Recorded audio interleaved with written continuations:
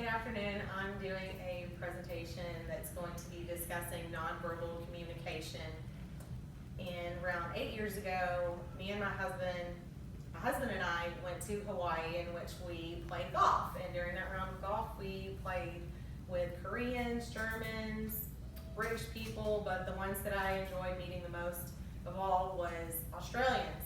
The Australians were very engaged, enjoyable, loving people that had a accent that drew attention to them when they were talking, and even so much as their body language whenever they were having a one-on-one conversation with you. So they were very loving and relaxing people that made you feel welcome whenever you met them.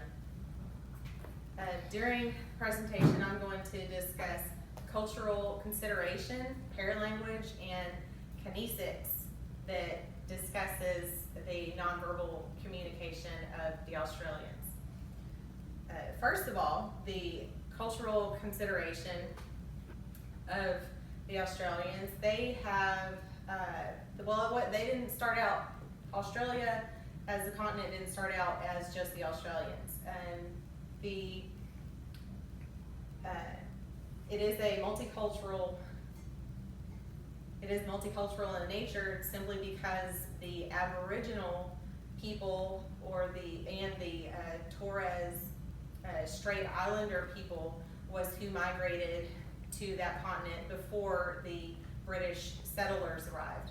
And the British settlers is who brought over the Western culture of Australia. But before them, it was the Aboriginal people.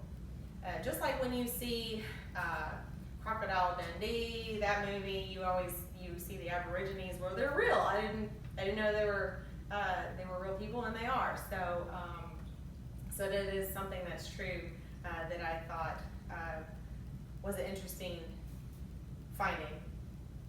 The dominant religion of Christianity is what Australia has. However, the Aborigines are people who believe in mythology. So within mythology, their god or gods is more of the tangible or recognizable forms, which may be like a lizard or a snake or anything like that you can find in the caves within Australia, that shows what the Aborigines believe in or worship for their culture. Males are the primary communicators, in which it displays the dominance that the women don't speak, but the men do. Although they do, they are believing in the femininity as what we practice here in the United States, but it is becoming more prominent in that culture. And that was documented by B.C. Hansford of the University of New England in his article, "Are Australians Different?"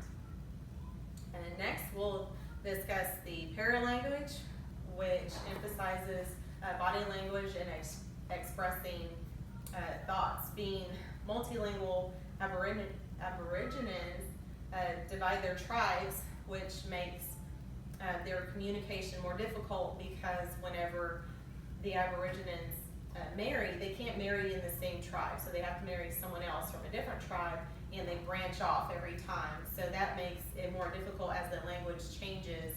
Just like when someone speaks Spanish, someone from Mexico can speak Spanish to someone in Spain, and you'll have a little language barrier because the Spanish will not always be the same. And so the same thing applies here.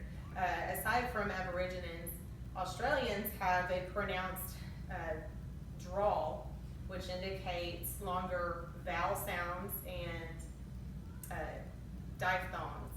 So just like someone from the south of the United States, or Texans, we have a long pronounced accent, or speak a little slower. It's just the same thing as how Australians would speak. So maybe we would be able to communicate a lot better than someone from New York would be able to talk to them. And that just goes along with our accents. Everyone's accent is different, like the Aborigines and how their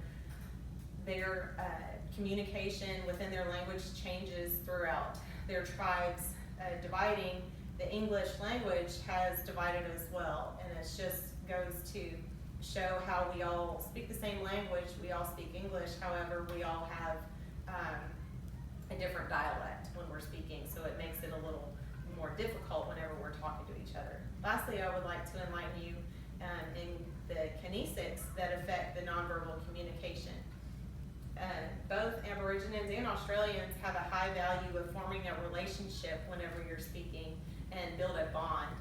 So they want you to have start with a handshake to show that you're being respectful, but also have the eye contact, which displays respect, and that you're engaged with them when you're speaking and you're creating that relationship or that friendship with them. And also the personal space of the Aborigines would like for you to have that respect, as far as that we all have that bubble that we want whenever we're meeting someone that we don't personally know firsthand. So we always want that personal space.